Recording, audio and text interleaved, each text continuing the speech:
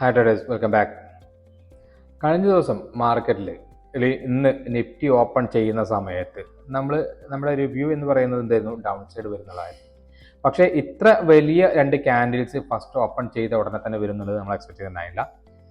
ഈ ഒരു ഫാളിൽ പ്രീമിയം ഭയങ്കരമായിട്ട് പമ്പ് ചെയ്ത്, പിന്നെ 100x മുകളിൽ ഫസ്റ്റത്തെ 15 മിനിറ്റിൻ്റെ ക്യാൻഡിൽസിനെ പമ്പ് ചെയ്തിട്ടുണ്ടായിരുന്നു. പക്ഷെ അതിനുശേഷമുള്ള മൂവ്മെൻറ്റിൽ വളരെ കുറഞ്ഞ പ്രീമിയമാണ് പമ്പ് ചെയ്തിട്ടുണ്ടായിരുന്നത്. അപ്പോൾ പിന്നീട് നിഫ്റ്റി ഒരു സൈഡ് വൈസ് ആയിട്ട് തീർന്നു. പക്ഷേ ബാക്കില്ല ഇൻഡെക്സിൽ, അതായത് നിഫ്റ്റി, ബാങ്ക്, നിഫ്റ്റി ഒക്കെ തിരിച്ച് റിവേഴ്സിൽ അടിച്ചിട്ടുണ്ടായിരുന്നു.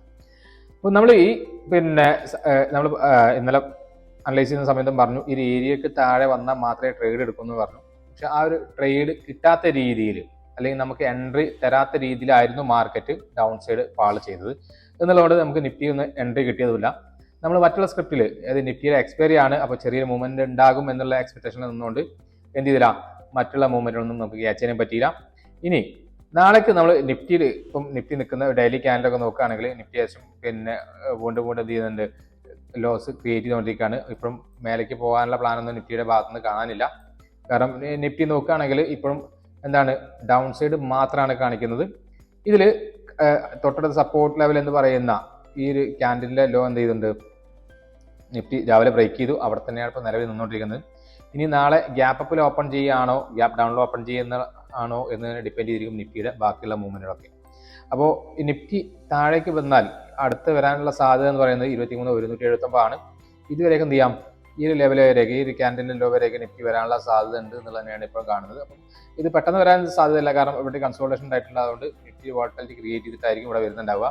ഇവിടെ വന്നിട്ട് മാർക്കറ്റ് തിരിച്ച് കയറും, അല്ലെങ്കിൽ 23,100 എത്തിയാൽ മാർക്കറ്റ് തിരിച്ച് കയറും എന്നുള്ള ഒരു പ്രതീക്ഷയാണ് ഇപ്പം നിലവിൽ നിൽക്കുന്നത്. പക്ഷേ അത് ബ്രേക്ക് ചെയ്ത് കഴിഞ്ഞാൽ പിന്നെ എന്തുണ്ട്, നമുക്ക് യാതൊരു എക്സ്പെക്ടേഷനുള്ള മാർക്കറ്റ് താഴെ വരാമെന്നുള്ളതാണ്. നാളേക്ക് ഇൻട്രാഡേ വ്യൂവിലാണെങ്കിൽ നമ്മൾ നിഫ്റ്റിയിൽ ട്രേഡുകളൊന്നും പ്ലാൻ ചെയ്യുന്നില്ല. കാരണം മാർക്കറ്റ് എന്ത് ചെയ്യാം, 23,356 ഈ ഒരു ലെവൽ ബ്രേക്ക് ചെയ്താൽ മാത്രമേ എന്ത് ചെയ്യുന്നുള്ളൂ, 233 ബ്രേക്ക് ചെയ്താൽ മാത്രമേ ട്രേഡ് ചെയ്യുന്നുള്ളൂ. അത് തന്നെ 170, 160 സപ്പോർട്ട് ഉണ്ടായതുകൊണ്ട് നിഫ്റ്റി നമ്മൾ കാര്യമായിട്ട് ട്രേഡുകൾ പ്ലാൻ ചെയ്യുന്നില്ല. ഇനി പിന്നിഫ്റ്റിയിൽ ആണെങ്കിൽ നമുക്ക് എന്ത് ചെയ്യാം, പിന്നിഫ്റ്റിയുടെ കേസ് നോക്കാം. നമുക്ക് ഡെയിലി ക്യാൻഡിൽ ആദ്യം പോയി നോക്കാം. ഡെയിലി ക്യാൻഡിൽ ഒരു ഷാർപ്പ് സെൽ ഓഫിന് ശേഷം ഒരു ഹാമർ ക്യാൻഡിലായിട്ട് ക്ലോസ് ചെയ്ത രീതിയിലാണ് മാർക്കറ്റ് ഇന്ന് നിന്നുള്ളത്. അപ്പോൾ ഇവിടെ ഒരു വോളറ്റിലിറ്റി ക്രിയേറ്റ് ചെയ്ത്, അല്ലെങ്കിൽ ഈ ഒരു ഭാഗത്ത് സൈഡ് വൈസ് ആയിട്ട് നിൽക്കാനുള്ള സാധ്യത കൂടുതലാണ്. കാരണം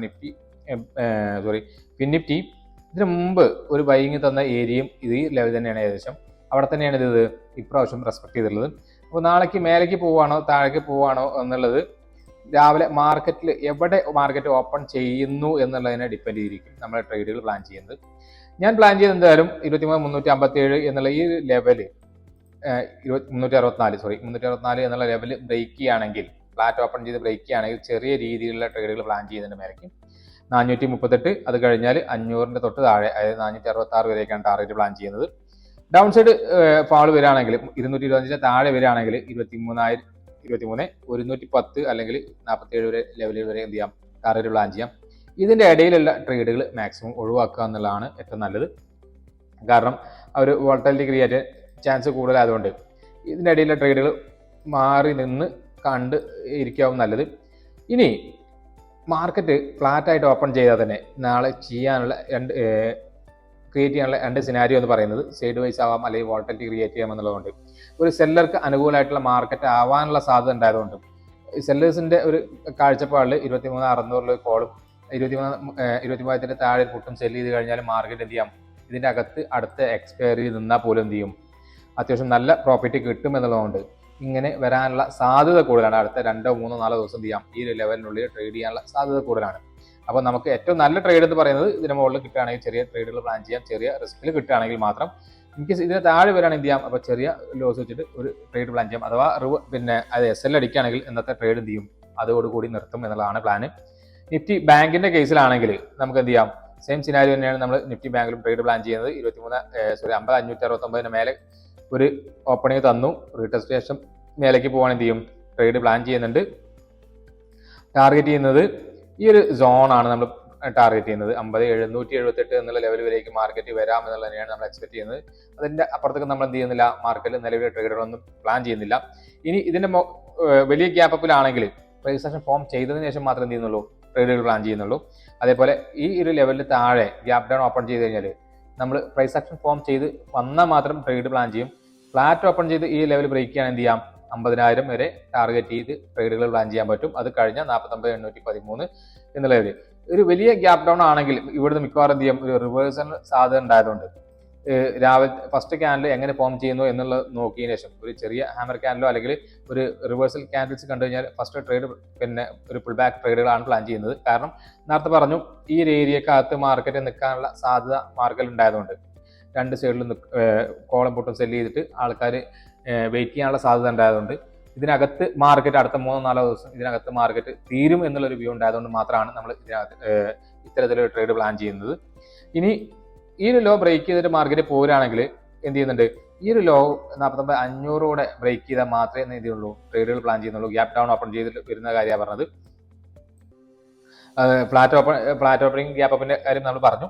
ഇനി ഇതിന്റെ അകത്ത് അടുത്ത 2-3 ദിവസം അല്ലെങ്കിൽ നവംബർ ലാസ്റ്റ് ആണ്, അതേപോലെ ഡിസംബർ ആണ് ഈ സാധാരണ ഈ സമയത്ത് വോളിയം പൊതുവെ കുറവാണ് മാർക്കറ്റിൽ ഉണ്ടാവാറുള്ളത്. അതുകൊണ്ട് എന്ത് ചെയ്യും, മാർക്കറ്റ് വലിയ രീതിയിലുള്ള ബൈയിങ്ങോ സെല്ലിങ്ങോ ഉണ്ടാവാനുള്ള സാധ്യത ഇല്ല എന്നുള്ള റിവ്യൂ ഉണ്ടായതുകൊണ്ടാണ് ഞാൻ തന്നെ പറയുന്നത് കേട്ടോ. അപ്പോൾ ഇതിൽ നോക്കണത്രേ ഉള്ളൂ, ഇവിടെ സെല്ല് ചെയ്യാൻ പറ്റും, ഇവിടെയും സെല്ല് ചെയ്യാൻ പറ്റും. ഇതിനകത്ത് മാർക്കറ്റ് തീരാം. നമ്മൾ ഒരു 100 പോയിന്റ് അപ്പുറത്ത് ഹെഡ് ചെയ്യാൻ പറ്റുന്ന രീതിയിൽ ഹെഡ് ചെയ്തിട്ട് കഴിഞ്ഞാൽ നമുക്ക് എന്ത് ആയിരിക്കും, അതായിരിക്കും കുറച്ചും കൂടെ ബെനിഫിറ്റ് എന്ന് തോന്നുന്നുണ്ട്. വലിയ ഗ്യാപ്പ് ഡൗൺ ആണ് എന്ത് ചെയ്യുക ഈ ട്രേഡുകൾക്ക് പ്രശ്നം ഉണ്ടാക്കുള്ളൂ എന്നുള്ളതുകൊണ്ട് വലിയ രീതിയിൽ ഗ്യാപ്പ് ഡൗൺ ഓപ്പൺ ചെയ്യുകയാണെങ്കിൽ പ്രൈസ് ആക്ഷൻ ഫോം ചെയ്യുന്നതിൽ വെയിറ്റ് ചെയ്യുക, എന്നതിന് ശേഷം മാത്രം ട്രേഡ് പ്ലാൻ ചെയ്യുക. ഇനി വലിയ ഗ്യാപ്പ് അപ്പിലാണെങ്കിലും നമ്മൾ ട്രേഡ് പ്ലാൻ ചെയ്യുന്ന സമയത്ത് നിങ്ങൾ നോക്കേണ്ട കാര്യമുള്ളൂ, രാവിലെ തുടങ്ങിയ ട്രേഡ് മിക്കവാറും എന്ത് ചെയ്യുന്നുണ്ട് ഉച്ച ഒരു 12-12:30 വരെ പോയിട്ട് അതിനുശേഷം പതുക്കെ റിവേഴ്സിൽ വരുന്നുണ്ട്. അതായത് കോൾസെറ്റിക്ക് പോയതും 12:30 ശേഷം അല്ലെങ്കിൽ 1 മണിക്ക് ശേഷം താഴേക്ക് വരുന്ന രീതിയിലാണ് കഴിഞ്ഞ ദിവസങ്ങളെ മാർക്കറ്റ് വന്നിട്ടുള്ളത്. അപ്പോൾ അതന്നെ എന്ത് ചെയ്യാം, തുടരാനുള്ള സാധ്യത ഉണ്ടായതുകൊണ്ട് രാവിലെ മേലേക്ക് ട്രേഡ് കിട്ടിയാൽ ഉച്ചയ്ക്ക് ശേഷം എന്ത് ചെയ്യുന്നില്ല, നമ്മളത് കണ്ടിന്യൂ എന്നുള്ള എക്സ്പെക്ടേഷനിൽ ഇരിക്കുന്നില്ല. അത് പ്രൈസ് ആക്ഷൻ ഫോം ചെയ്ത് ഒരു റേഞ്ച് ബ്രേക്ക്ഔട്ട് തന്ന് പോവുകയാണെങ്കിൽ മാത്രം നമ്മൾ എന്ത് ചെയ്യും, അത് കണ്ടിന്യൂഷൻ കിട്ടും എന്നുള്ള ലെവലിൽ നിൽക്കും. അതല്ല എന്നുണ്ടെങ്കിൽ ഇവിടെ എന്ത് ചെയ്യും, ആ ഒരു ഏരിയ ക്രിയേറ്റ് ചെയ്ത് ഡൗൺ സൈഡ് ഫാൾ തരികയാണെങ്കിൽ നമ്മൾ എല്ലാ ദിവസവും പോലെ ഡൗൺ സൈഡ് ട്രേഡുകൾ പിടിക്കാനേ നോക്കുള്ളൂ. ഇതൊക്കെയാണ് നാളേക്കുള്ള നമ്മുടെ മാർക്കറ്റിന്റെ വ്യൂ എന്ന് പറയുന്നത്. അപ്പോൾ നിങ്ങളുടെ വ്യൂ ഒന്ന് ചെക്ക് ചെയ്യാം. നിങ്ങളുടെ വ്യൂവും നമ്മുടെ വ്യൂവും ഒരേപോലെ ആണെങ്കിൽ മാത്രം എന്ത് ചെയ്യുക, ഇതെടുക്കുക. നമ്മളൊരു എഡ്യൂക്കേഷൻ പർപ്പസ് എന്നുള്ള ലെവലിലാണ് ഇത് പറയുന്നത്, നമ്മുടെ വ്യൂ ഷെയർ ചെയ്യുന്നത്.